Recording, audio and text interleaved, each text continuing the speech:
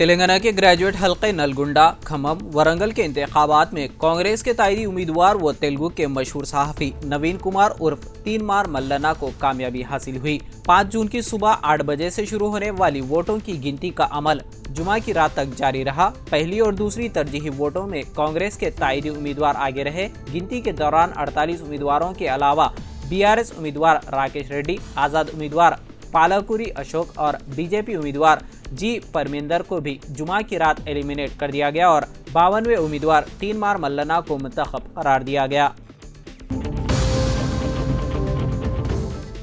راموجی film city اور ETV net work کے سربراہ راموجی راؤ، جنہیں چیکوری راموجی راؤ کے نام سے بھی جانا جاتا ہے، 87 سال کی عمر میں حیدرآباد میں زیر علاج تھے، جو انتقال کر گئے۔ میڈیا بیرون اور فلم پروڈیوسر کو مبینہ طور پر 7 جون کی دوپہر کو ان کی صحت خراب ہونے کے بعد راموجی فلم سٹی میں واقع ان کی رہائش گاہ سے ناناکرام گوڑا کے ایک نجی اسپتال میں منتقل کیا گیا تھا۔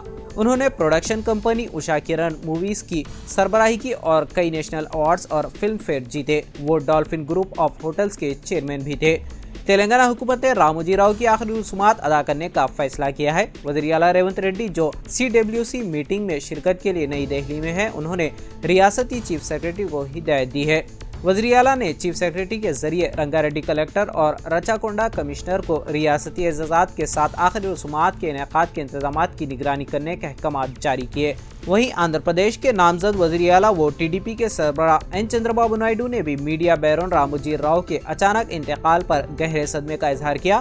انہوں نے کہا کہ ایک متوسط گھرانے پر پیدا ہوئے راموجی راؤ نے کئی اونچائیاں طے کی ہیں۔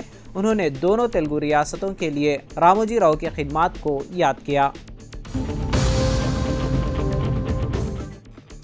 TDP قائد این چندرا بابو نائیڈو کے فرزند نارا لوکیش نے کہا ہے کہ ان کی پارٹی آندھرا پردیش میں نوکریوں کی تخلیق کرنے اور پسماندہ طبقات کی ترقی پر توجہ مرکوز کرے گی۔ لوکیش نے کہا کہ ریاست میں مسلمانوں کو فراہم کیے جانے والے تحفظات بدستور برقرار رہیں گے۔ ہماری یہ پالیسی ہے، جبکہ TDP کی کلیدی اتحادی BJP مسلم ریزرویشن کے خلاف ہے۔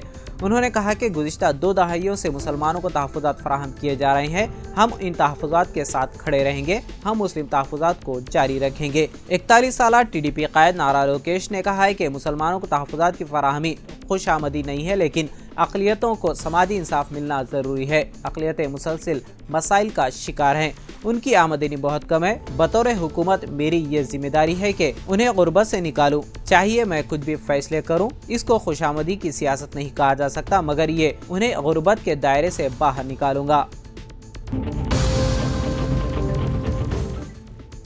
تلنگانہ حکومت نے سرکاری اساتذہ کے تبادلوں اور ترقیوں کا شیڈول جاری کر دیا ہے۔ اساتذہ کے تبادلوں اور ترقیوں کا عمل آج سے شروع ہوگا۔ وہ اساتذہ جن کا ریٹائرمنٹ 3 سال کے اندر ہے، انہیں لازمی تبادلے سے مستثنیٰ قرار دیا گیا ہے۔ ملٹی زون 1 میں 8 جون سے 22 جون تک اور ملٹی زون 2 میں 8 جون سے 30 جون تک تبادلے اور ترقیاں کی جائیں گی۔ تبادلوں کا عمل وہیں سے شروع ہونے جا رہا ہے جہاں سے ماضی میں عدالتی معاملات میں یہ عمل رکا تھا۔ اساتذہ کی ترقی کا عمل ٹیٹ سے قطع نظر کیا جائے گا۔